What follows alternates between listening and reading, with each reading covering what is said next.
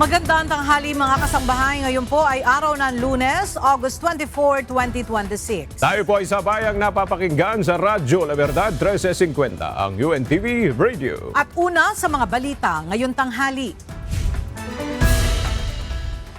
Binisita ni Pangulong Ferdinand Marcos Jr. ang mga binahan lugar sa Pampanga.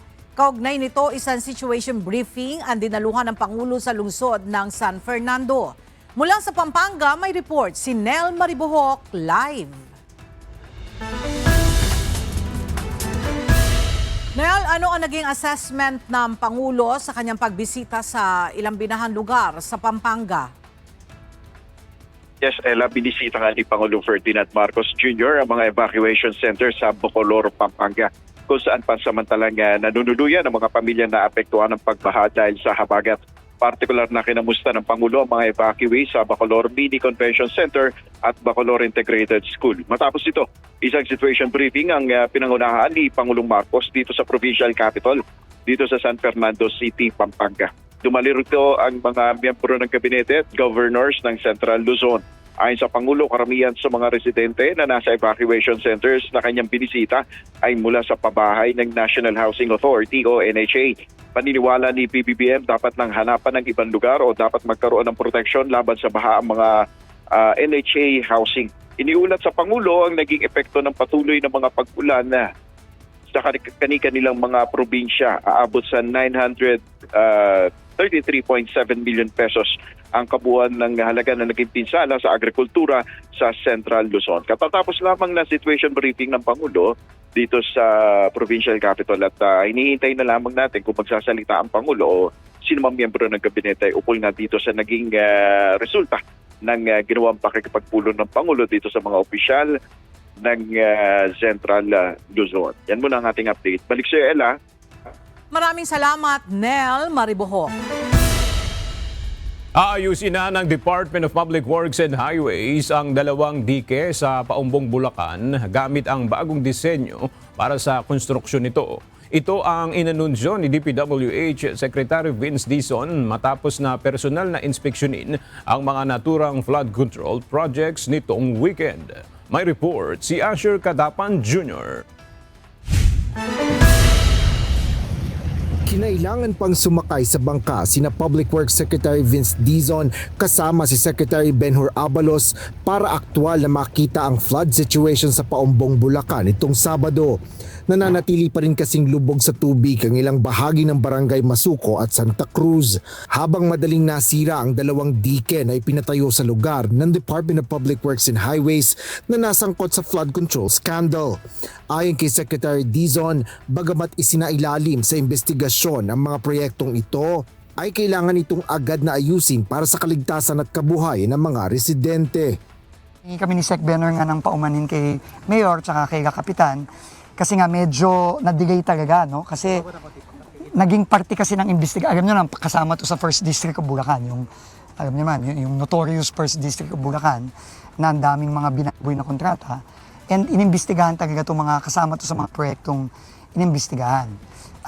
Unfortunately, dahil sa mga bagyo nitong mga nakaraan, lalo na yung bagyong Juan last year, nasira itong dalawang coastal dike dito sa Masukol at sa Santa Cruz, no?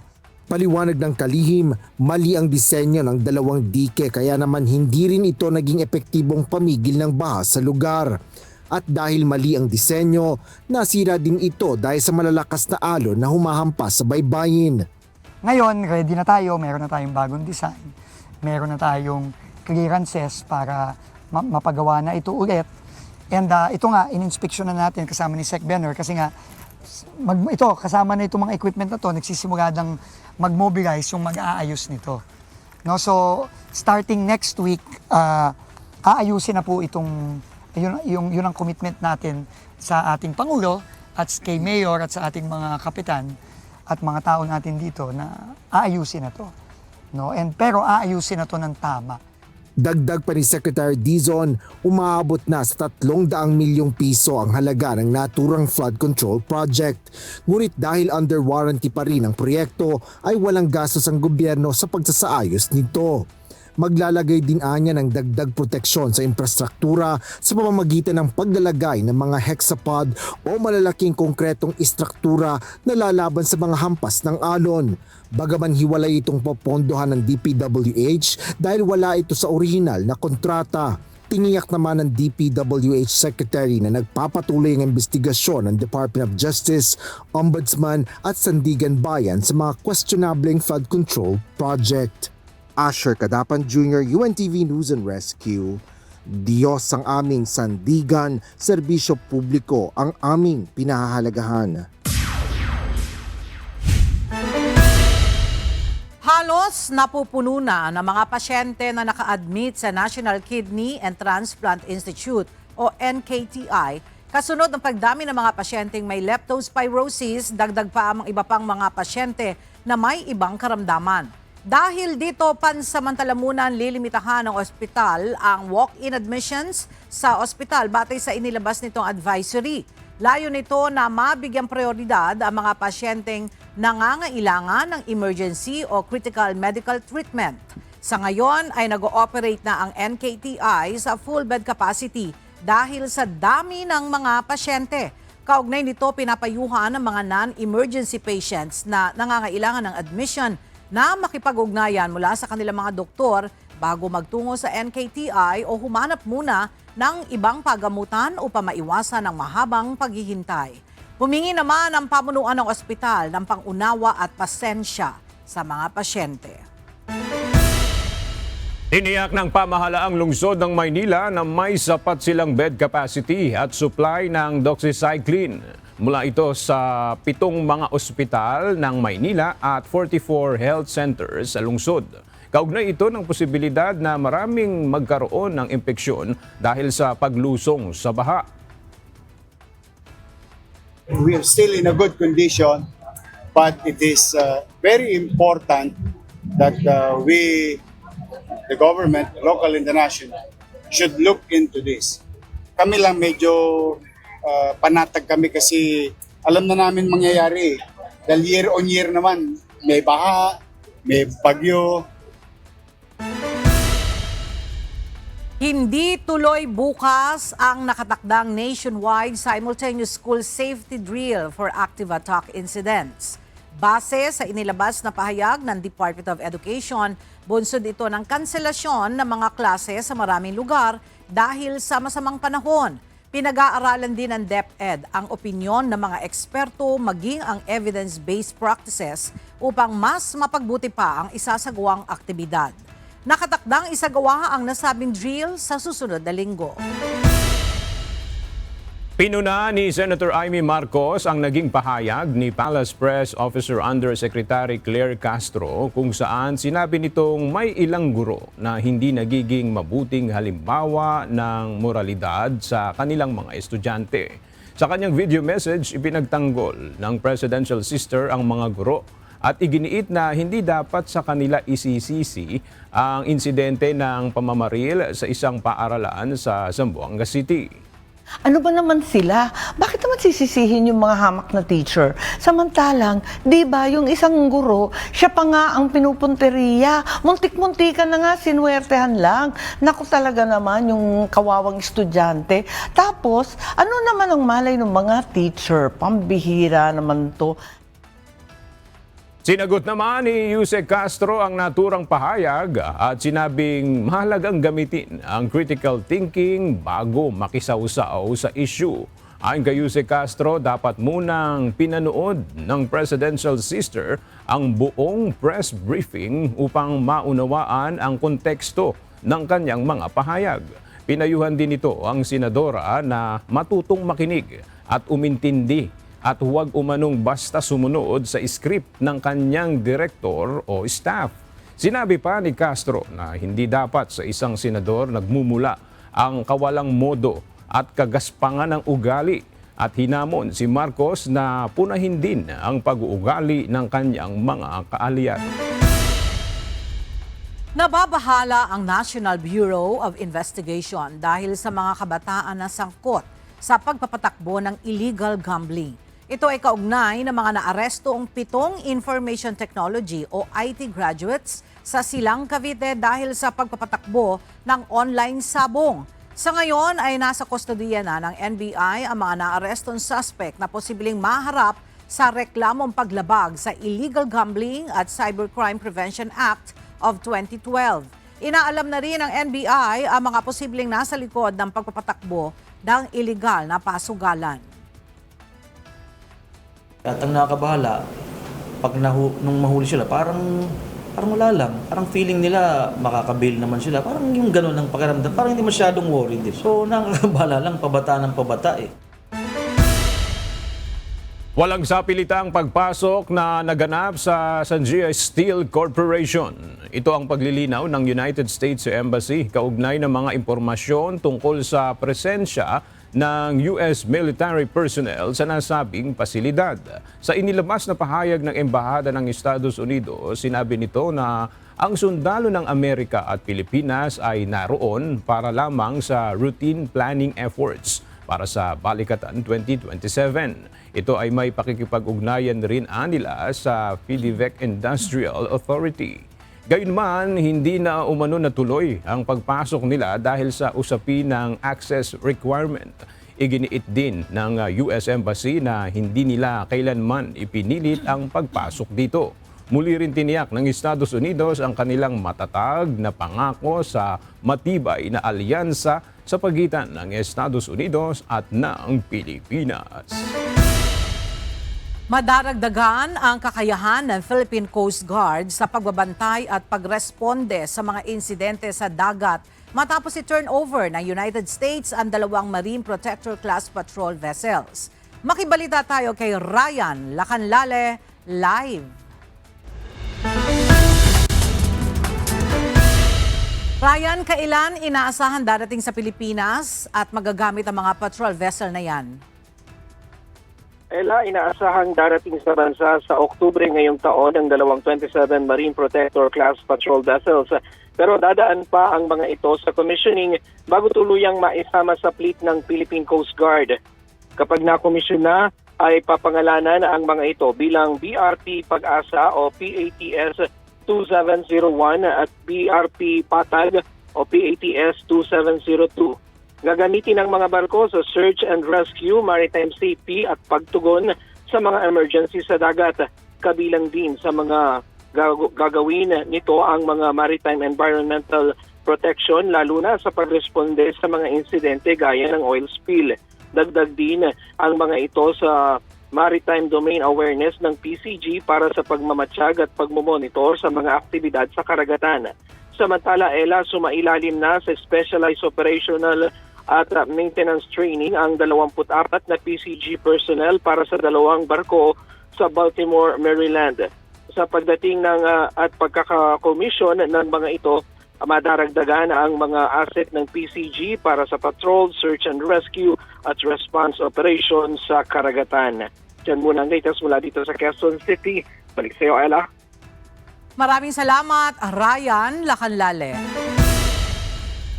Mariing tinututulan ng Armed Forces of the Philippines o AFP ang pinakahuling pahayag ng Chinese Embassy sa Maynila kaugnay ng presensya ng barko ng Pilipinas sa may West Philippine Sea. Muling iginiit ng AFP na walang katotohanan ang claim ng China hinggil sa umano'y kasunduan kung saan pumayag ang Pilipinas na alisin ang BRP Sierra Madre sa may Ayungin Shoal. Nagbabalik si Ryan Lacanlale. Mariing kinondina ng Armed Forces of the Philippines ang pinakabagong pahayag ng Chinese Embassy sa Maynila na ayon sa AFP ay tinatangkang baguhin ang kasaysayan. Ito ay may kaugnayan sa claim ng China hinggil sa umano'y pagpayag ng Pilipinas na alisin ang BRP Sierra Madre sa Ayungin Shoal na bahagi ng West Philippine Sea.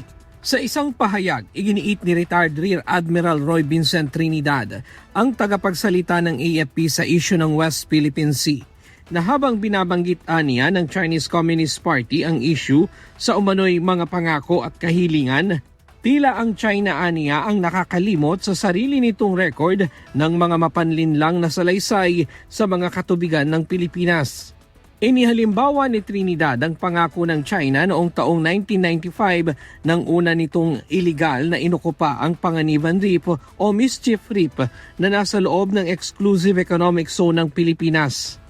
Aniya, tiniyak ng mga opisyal ng Chinese Foreign Ministry sa Pilipinas noon at sa international community na ang mga maliliit na istrukturang itinayo sa bahura ay mga shelters for local fishermen lamang.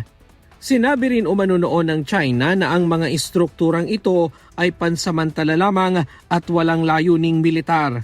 Subalit sa ngayon ay pawang mga ganap na base militar na ito ng China.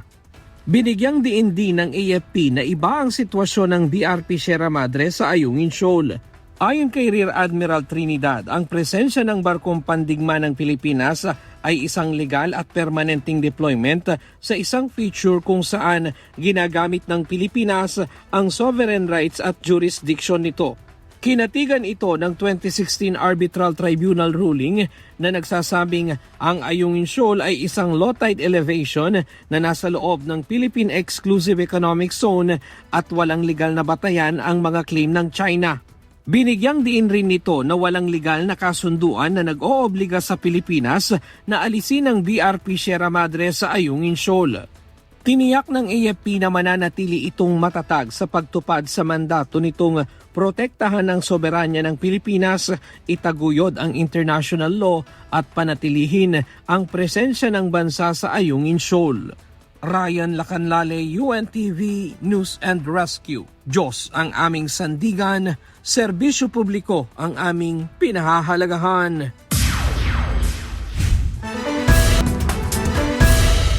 Nagbabalik ang C-News. Smuggled vehicle ang supercar ni Derek Ramsey na na-impound sa Land Transportation Office matapos mahuli sa paglabag sa paggamit ng pekeng plaka. Ayon sa Bureau of Customs, kakasuhan nila ang mga seller at iba pang sangkot sa pagbebenta ng sasakyan sa aktor. Ang detalye sa report ni Asher Kadapan Jr. live. Asher, may pananagutan ba si Derek Ramsey sa panig ng LTO o BOC? 3.0 kailangan. Ng supercar ay hindi pa rin ligtas sa pananagutan ang aktor na si Derek Ramsey na siyang kasalukuyang rehistradong may-ari ng supercar na Porsche. Ito ang nilinaw ng Land Transportation Franchising and Regulatory Board habang isinasa ilalim pa rin sa investigasyon ang issue. Itinuturing ng Bureau of Customs of BOC na misdeclared ang sports car nang ipasok ito sa bansa noong 2021. Ibig sabihin, idineklara ang sasakyan na mas mababang klase kaysa sa totoong klase nito. Paliwanag ni BOC Commissioner Ariel Nepomuceno, ginagawa ito ng mga smuggler upang pababain ang halaga ng sasakyan para mas maliit din ang buwis na babayaran sa pamahalaan. Dapat ito ay Porsche Spider 918. Ang dineklara rito ay Porsche Boxster.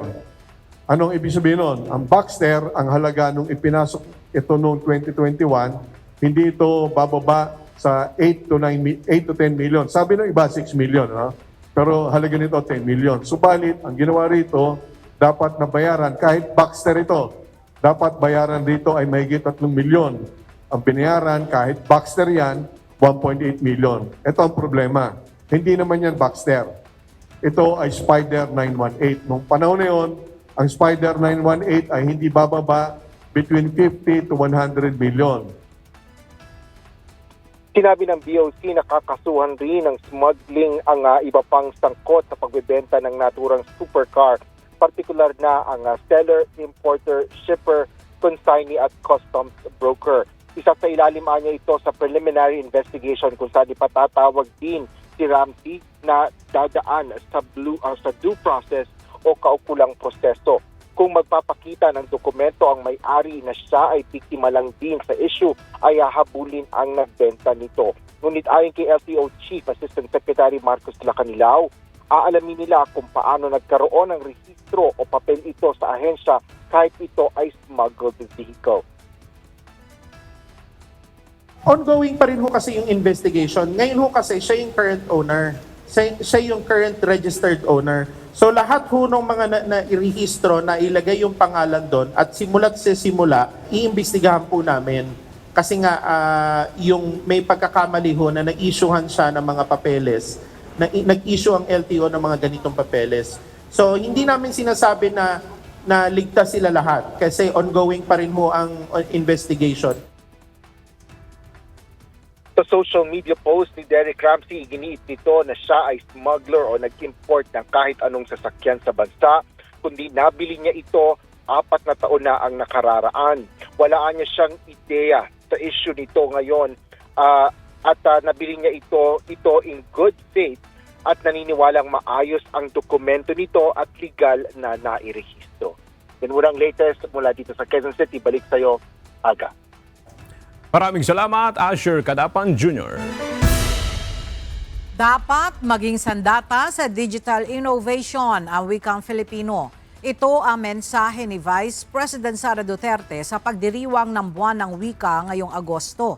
Ayon kay VP Sara, ang wikang Pilipino umano ay nagdudulot ng kapanatagan sa mga overseas Filipino workers kapag naririnig ito sa dayuhang lupain. Sa huli, nanawagan ng bise sa mga Pilipino na ipagdiwang ang wikang Filipino na nagbibigay buhay anya sa ating lahi. Ngayong taon, binigyang diin natin ang temang wikang Filipino at AI, kasangkapan sa pananaliksik at tulay sa yaman ng impormasyon. Sa pagpasok ng makabagong teknolohiya, siguruhin natin na ang ating pambansang wika ay hindi naiiwan, kundi nananatiling sandata sa karunungan at digital na inobasyon. Tinatalakay ngayong araw sa mababang kapulungan ng Kongreso ang panukalang budget ng Philippine Amusement and Gaming Corporation o PAGCOR. Sa pagdinig, iginiit ng PAGCOR na mananatiling mataas ang ilalaan nilang budget para sa socio-civic projects sa kabila ng pagbaba ng kanilang income. Mula sa House of Representatives, ang detalye ihahatid ni Benedict Samson live. Benedict, may sinabi ba ang mga opisyal ng PAGCOR kung ano ang dahilan ng paghina ng kanilang income?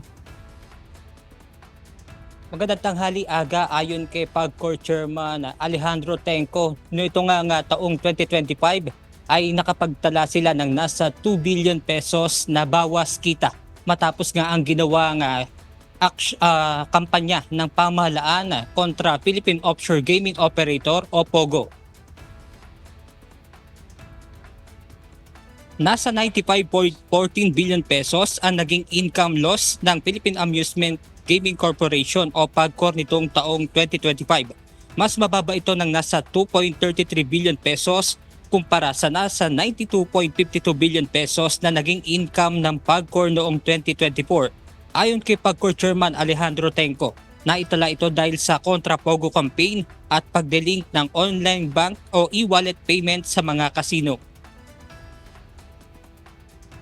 There was an order coming from the Senate in a hearing sometime in September of last year requesting the Bangko Sentral ng Pilipinas to implement the delinking of the payment apps sa lahat po ng mga online gaming customers natin. So after that was implemented, we had experienced a downtrend of about 40% in gaming activities.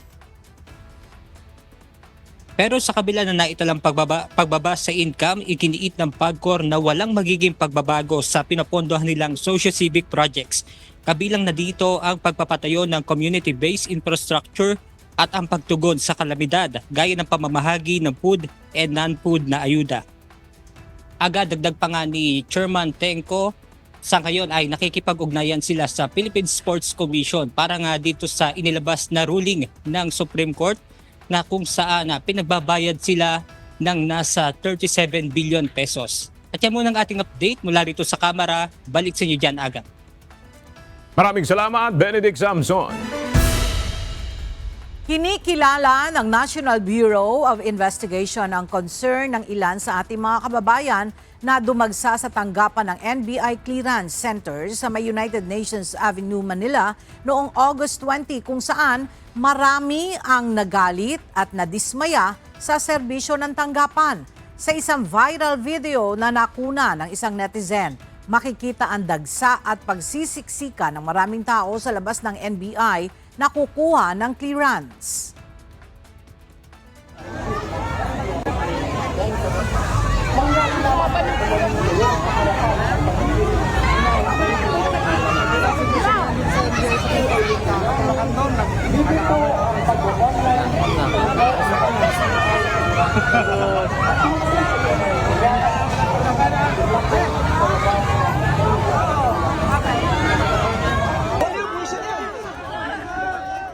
Ipinaliwanag ng NBI na batid nila ang concern ng mga kababayan natin dumagsa sa kanilang clearance center matapos ang ilang araw na suspensyon ng pasok sa mga tanggapan ng pamahalaan dahil sa malawakang mga pagbaha na dulot ng habagat noong nakaraang linggo. Noong August 20, araw ng Huwebes, muling nag-resume ang clearance services ng NBI sa ilalim ng Alternative Work Arrangement alinsunod sa order na inilabas ng Malacanang. Matapos ang ilang araw na walang pasok, dumagsa ang maraming aplikante na kukuha ng NBI clearance noong Huwebes. Ito nila ang dahilan kaya kinailangan nilang i-regulate ang pagpapasok sa loob depende sa availability ng mga personnel at operational capacity na layong iwasan ang overcrowding. Kaugnay nito, mas paiigtingin pa ng NBI ang kanilang personal coordination at crowd management upang maiwasan na maulit ang insidente. Muling binigyan diin ng ahensya na prioridad nila ang kaligtasan at kapakanan ng publiko na may transaksyon sa kanilang tanggapan. Muling binigyang diin ng liderato ng Philippine National Police ang panganib na kinakaharap ng mga pulis sa bawat pagresponde sa mga tawag ng publiko. Ito'y kasunod ng nangyari kay Police Staff Sergeant Noli Miranya na inatake ng isang lalaking nag-aamok sa San Jose, Camarines Sur noong August 22. Sinasabing sinisikap ni Police Staff Sergeant Miranya na payapain ang lalaki nang bigla siyang tagain ng bolo kaya't naputol ang kanyang kaliwang kamay. Tiniyak naman ni PNP Chief Police General Jose Melencio Naratates Jr. ang tulong na ibibigay kay Police Staff Sergeant Miranya habang nagpapagaling. Pinuri rin ng general ang tapang at profesionalismo ni Police Staff Sergeant Miranya at ng kanyang mga kasamahan. Tinalakay sa Senado ang panukalang gawing 5 taon ang termino ng mga barangay at sangguniang kabataan officials. Makibalita tayo kay Dante Amento, live.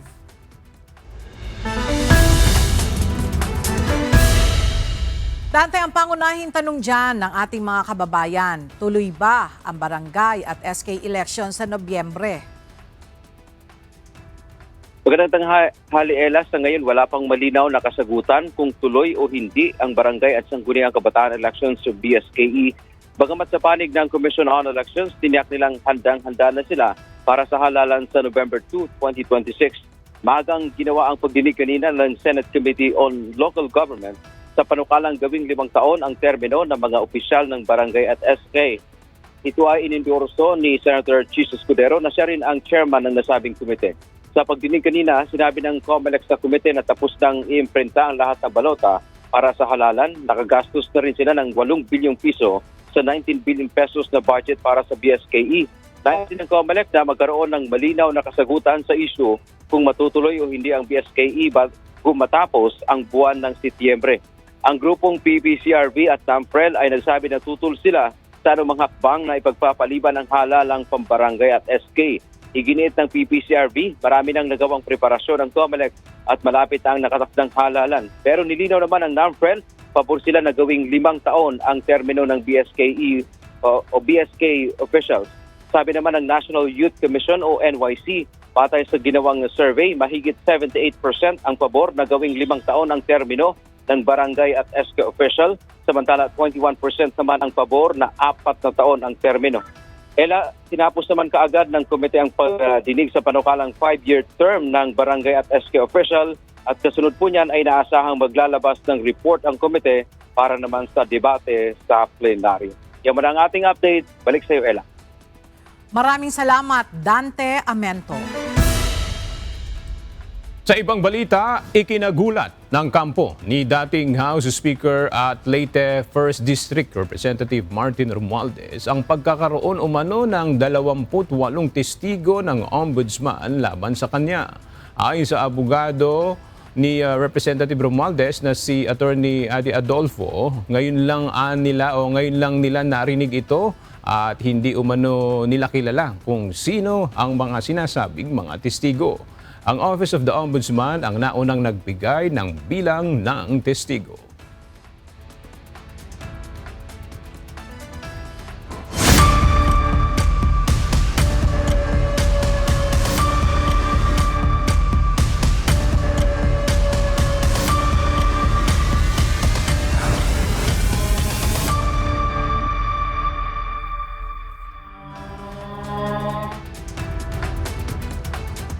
Ipinagpapatuloy ng House Prosecution Team ang direct examination kay Gina Acosta, ang dating Special Disbursing Officer ng Office of the Vice President. Hostile witness ng prosekusyon si Acosta para sa article of impeachment na confidential funds misuse, misappropriations at irregular liquidation. Mula sa Senado, alamin natin ang detalye kay Rosalie Coz live. Rosalie, saan sumentro ang pagtatanong ng prosekusyon kay Acosta?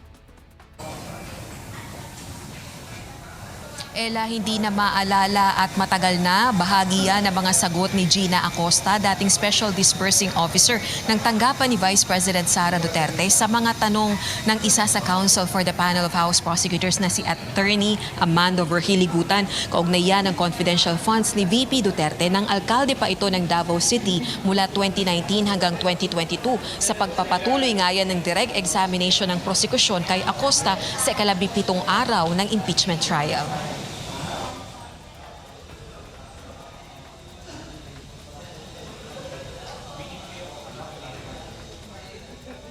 What about for 2022? Before you transfer to the OVP, okay, yung Davao City nabigyan din ng 460 million pesos in confidential funds, 2022. Hindi nyo rin maalala yan. Hindi ko maalala, Yes, Your Honor, kung ilan ay mauba na o yan ba ang confidential fund, Your Honor. Is it because, sabi mo, sa edad nyo, hindi nyo na maalala, ma'am? Di po ba? Contributor po ang edad ko, Your Honor, at saka dugay na po na, Your Honor. Okay, now. Matagal na, Your Honor. By dugay, the witness said matagal na. 2022, 4 na taon pa lang yung nakalipas. No, I'm not yet done. Kindly let the counsel finish. This is a probing question. And you are telling this public, ma'am, hindi nyo na maalala yung amount na binigay sa OVP na nangyari lang 4 na taon pa lang. Objection, Your Honor. Ask and answered and argumentative, Your Honor. He's trying to impeach, I believe, the witness Yes. with respect to the earlier answer that she gave, which she can do, counsel, given that she has been declared by the court as a hostile witness.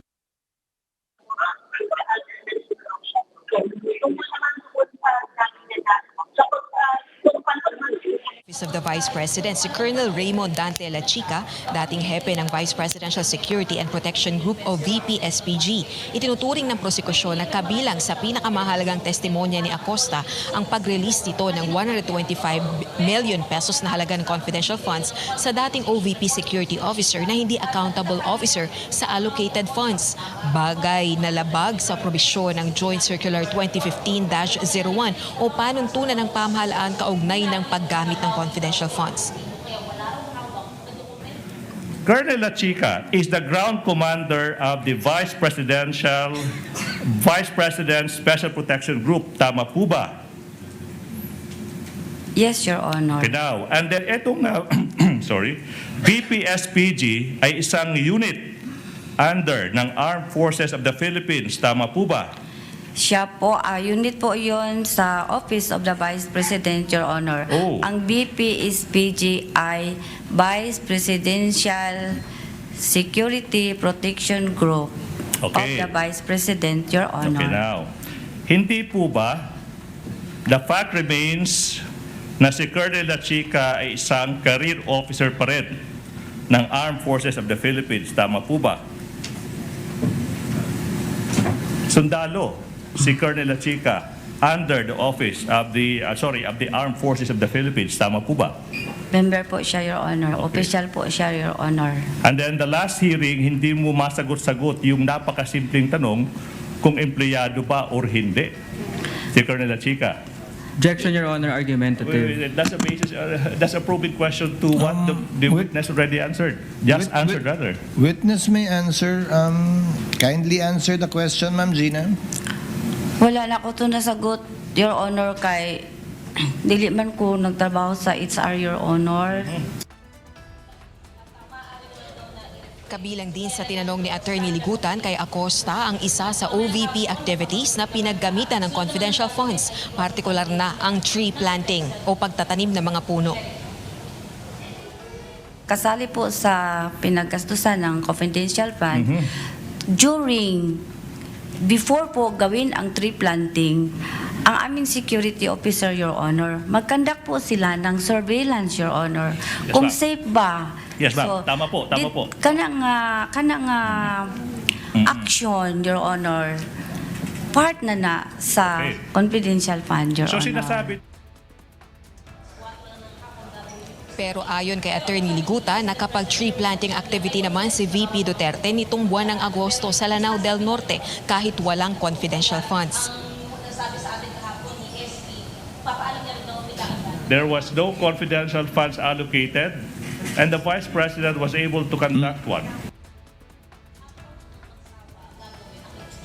Samantala, kinumpirma rin ni Acosta na may dokumentong pinirmahan si Colonel La Chica na patunay na tinanggap nito ang 125 million pesos na halaga ng confidential funds pero binawi ito ng security officer matapos nitong maisumite kay Acosta ang mga resibong nagpapatunay na nirelease nito ang pera sa recipients ng confidential funds. Tinanong din si Acosta kaugnay ng 16 million pesos na halagang ginastos para sa rental at maintenance ng safe houses, gayon din ang milyong-milyong pisong halagang ginamit sa pagbili ng food at medical supplies noong December 2022. Ayon kay Acosta, nag-rely siya sa mga dokumentong isinumite sa kanya ni Colonel La Chica. Ilang acknowledgement receipts pa ang ipinakita sa pagdinig ng prosekusyon na para sa kanila ay mga mayroong questionableng pangalan gaya ng Antonio Pagong, Timon Andrew Pusa, Don Piang, Shane Ngitngit at Suniso Belat. Ayon kay Acosta, hindi niya nakitang ibinigay ni Colonel La Chica ang mga partikular na halaga ng confidential funds sa mga ito dahil ang security officer ang nasa ground at nagpapatupad ng confidential operations. Ginawa nito ang verification kay Colonel La Chica sa pamamagitan ng mga dokumento ng security officer para sa confidential operations.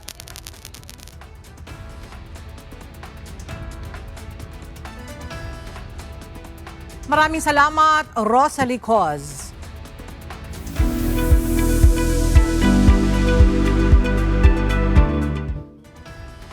Tatlong bagyo sa labas ng Philippine Area of Responsibility ang mino-monitor ngayon ng PAGASA. Ang Tropical Depression Gaynari na nagkaroon ng local name na Bagyong Neneng ay nasa layong 505 kilometers ng hilaga ng northwest ng Itbayat, Batanes at pinapalakas nito ang habagat.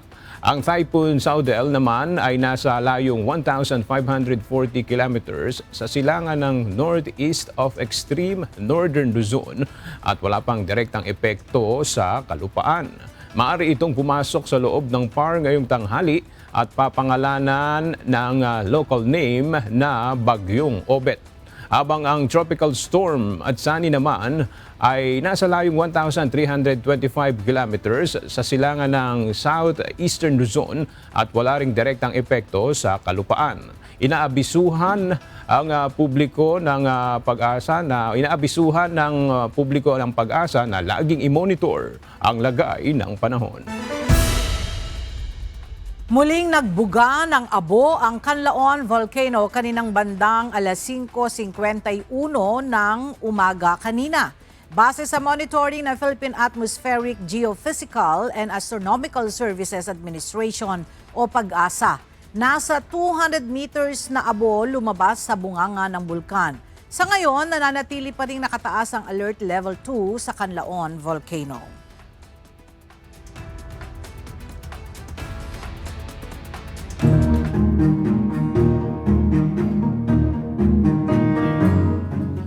Balik trabaho na ang ilang mga residente sa Balagtas, Bulacan matapos humupa ang baha sa kanilang lugar. Halos 3 linggo rin silang nalubog sa baha dahil sa pinagsamang epekto ng high tide at bagyo. Mula sa Balagtas, Bulacan, makibalita tayo kay Nestor Torres live. Nestor, kumusta na yung sitwasyon sa mga bahay na nalubog sa baha dyan?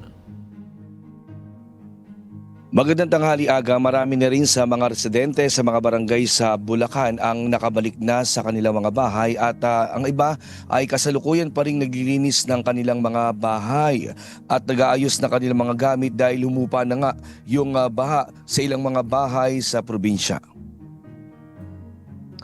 Nakauwi na sa bahay nila ang nasa 200 pamilya na 3 linggo nang namalagi sa evacuation center ng Barangay Don Cayetano Gym sa Balagtas, Bulacan.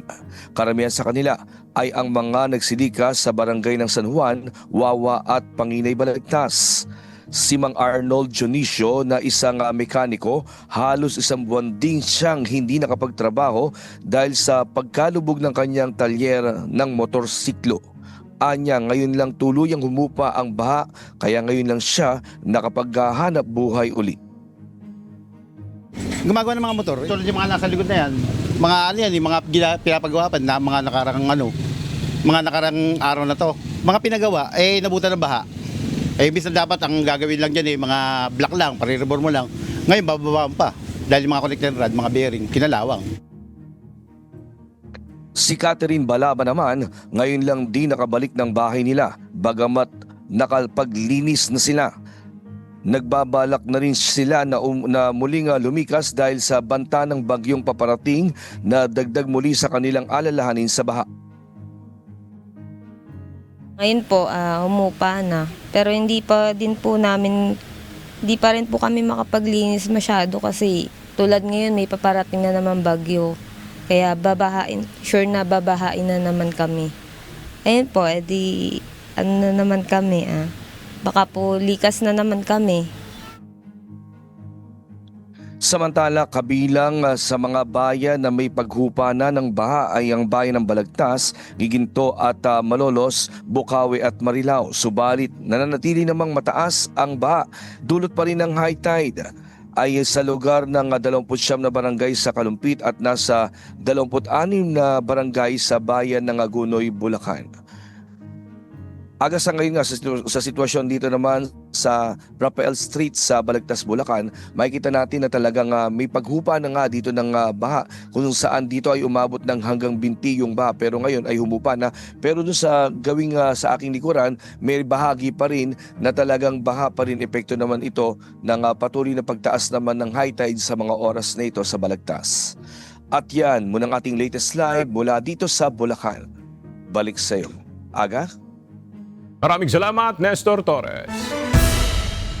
Nasira ang ilang mga bahay at ari-arian sa may barangay Punta, Waling-Waling, Dalisay sa Sorsogon matapos naman nalasa ang isang ipo-ipo. Sa video na nakuna ng isang residente sa lugar, makikita ang papalapit na ipo-ipo sa may karagatan. Matapos daanan ng ipo-ipo, tumambad ang nasirang mga bahay at nagkalat ng mga debris. Ilang mga ari-arian din ang napinsala nito. Agad nagsagawa ng rapid damage assessment ang Donsol MDRRMO kasama ang Barangay Disaster Risk Reduction and Management Committee. Wala namang naitalang nasawi o nasugatan sa insidente. Nagsasagawa na ng clearing operation ang mga tauhan ng MDRRMO upang alisin ang mga debris at iba pang mga nakasasagabal sa kalsada. Nailigtas ng Philippine Coast Guard ang 30 pasahero at crew ng isang motorbangka na na-stranded sa may barangay Tangkaan, Padre Burgos, Southern Leyte noong Sabado, August 22. Ayon sa PCG, nagkaproblema ang makina ng motorbangka sa gitna ng kanilang paglalayag. Mabilis na rumisponde ang PCG kung saan inilipat ng bangka ang mga na-rescue na sakay ng nagkaaberyang motorbangka. Wala namang naitalang nasugatan sa insidente at nasa mabuting kalagayan ang lahat ng nasagip na pasahero at crew.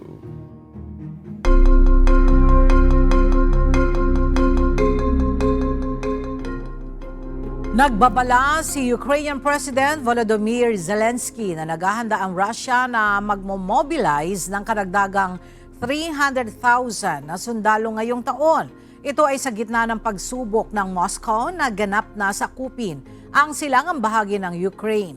Ayon sa pahayag ni Zelensky nitong linggo, inaasahan niyang magtatapos ang taon na parehong dami pa rin ng teritoryo ang hawak ng Russia kumpara sa simula ng taon, sa kabila ng matitinding pinsala at pagkasawi sa kanilang hanay. Sa kabila nito, kumpiyansa ang Ukrainian leader, mapupuksa rin ang lahat ng 300,000 na bagong idadagdag na tropa.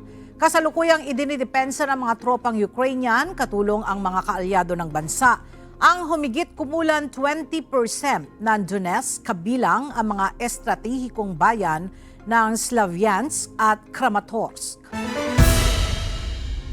Magpapatupad ang Canada ng dollar for dollar tariffs kontra sa bagong 50% US tariffs sa $20 billion na Canadian goods. Ayon kay Canadian Prime Minister Mark Carney, ang tit-for-tat measure na ito ay epektibo sa September 8 at sasaklaw sa steel, dairy, appliances, agricultural equipment, pulp at paper at electronics.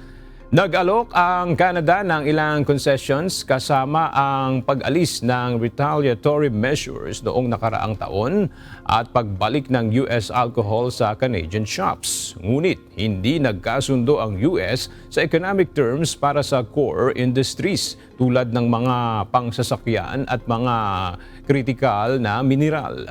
Ayon sa US Trade Representative Jamieson Greer, ang deal ay dapat naglalaman ng significant tariff reductions sa steel, aluminum, autos at lumber kasama ang mga economic at national security partnership ng dalawang bansa.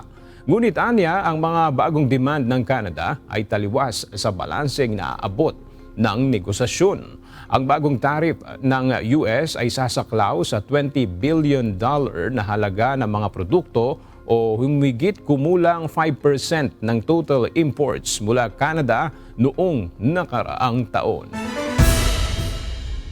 Bibisita si United Kingdom Prime Minister Andy Burnham sa Kiev upang muling tingnan ang suporta ng Britain sa Ukraine. Ang pagbisita ay sasabay sa Ukraine's 35th Independence Day.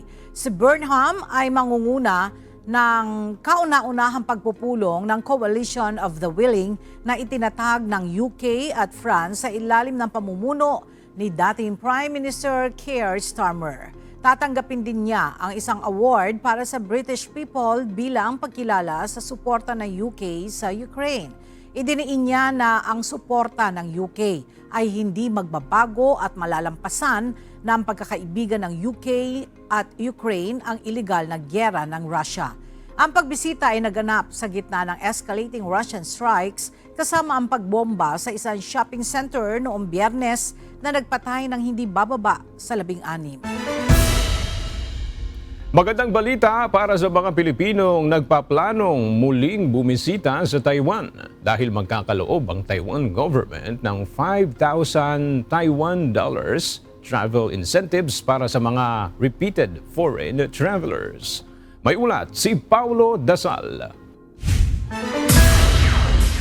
Maglulunsad ang Taiwan ng bagong tourism incentive program kung saan maaaring makatanggap ng 5,000 Taiwan dollar o mahigit na 9,000 pesos na spending credit ang mga kwalipikadong repeat international visitors. Sa ilalim ng programa, ang mga foreign independent travelers na nakabisita na sa Taiwan ng kahit isang beses simula January 1, 2023 ay maaaring mag-register at magkaroon ng pagkakataong mapili para makatanggap ng 5,000 Taiwan dollars travel credit.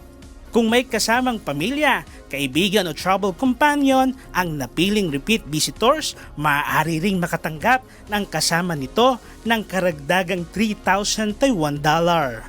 Dahil dito, maaaring umabot sa nasa 8,000 Taiwan dollar o halos 15,000 pesos ang kabuuang travel incentives para sa dalawang biyahero. Ang Repeat Visitors Program ay ipatutupad mula October 10, 2026 hanggang March 31, 2027. Magbubukas naman ang online registration sa darating na October 1 ayon sa Taiwan Tourism Administration. Pangunahing sakop ng programa ang mga foreign independent travelers habang hindi kabilang ang ilang organized group tour arrangement. May hiwalay ding incentives para sa mga international tour groups. Ang mga grupong may hindi bababa sa 4 na participants at may hindi bababa sa 10% repeat visitors ay maaaring makatanggap ng 10,000 Taiwan dollar hanggang 30,000 Taiwan dollar. Depende sa mga kondisyon ng programa. Ang mga insentibong ito ay bahagi ng mas malawak na 33.3 billion Taiwan dollar tourism dual engine drive program ng Taiwan na sisimulang ipatupad sa darating na Setyembre. Layunin nito na hikayatin ang mas maraming international tourists na muling bumisita, manatili ng mas matagal at magtungo sa iba't ibang tourist destination sa Taiwan. Para naman sa mga biyaherong Pilipino, extended hanggang July 31, 2027 ang visa-free entry para sa mga Philippine passport holders. Paulo Dasal, UNTV News and Rescue. Diyos ang aming sandigan, serbisyo publiko ang aming pinahalagaan.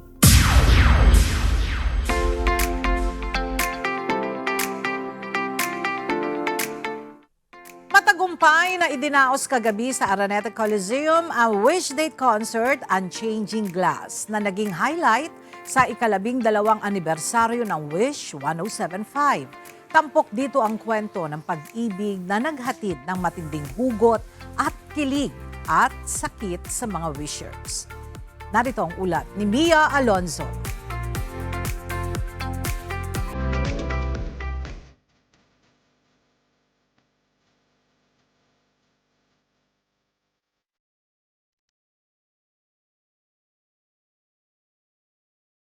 Sabi nila, first love never really dies.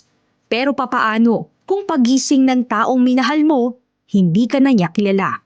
At papaano kung sa paghahanap niya ng alaala, ibang tao na pala ang hinahanap ng puso niya?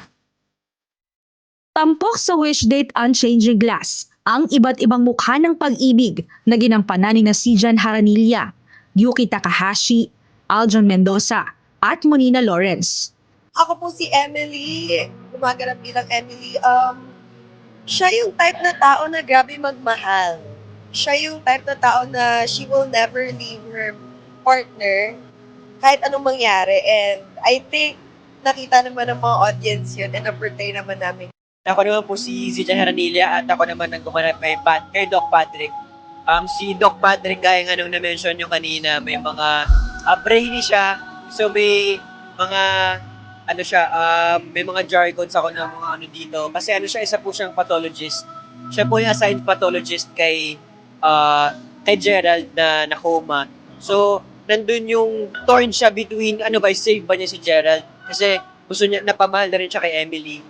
Bukod sa mga hugot at malalalim na bitaw ng mga karakter na nagpaantig sa damdamin ng mga manonood, nagbigay buhay at kulay din ng musical performance ng mga bagong henerasyon ng original Filipino music, gaya ni Diwata at ng The Ones.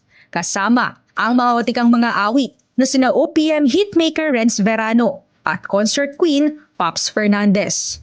I really enjoyed it. Actually, napakasaya ng crowd. It's very supportive.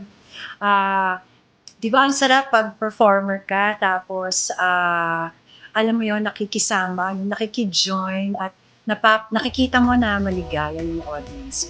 Ay, kakaiba to. Dahil always, napakaganda ng reception lagi ng crowd natin, ng audience natin. Kaya, tuwing may imbitan ninyo ako rito, always willing ako. Always, with open arm.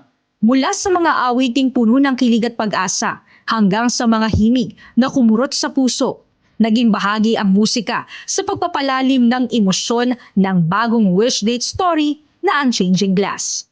Ito na ang ika-21 yugto ng Wish Date concert at ika-12 anibersaryo ng Wish 1075 na naging matagumpay at lalong naging espesyal dahil sa walang sawang suporta at patuloy na pakikisaya ng mga wishers. Bahagi rin ito ng selebrasyon ng 12th anniversary ng nag-iisang FM station on wheels, ang Wish 1075. Sa lahat po ng mga wishers, thank you so much. It was a pleasure performing in front of all of you. I truly, truly enjoy. Congratulations, happy anniversary sa 107.5. At syempre maraming salamat kay Direk Arnold, kay GMJ at Kuya Daniel. Mia Alonso, UNTV News and Rescue. Diyos ang aming sandigan, serbisyo publiko ang aming pinahahalagahan.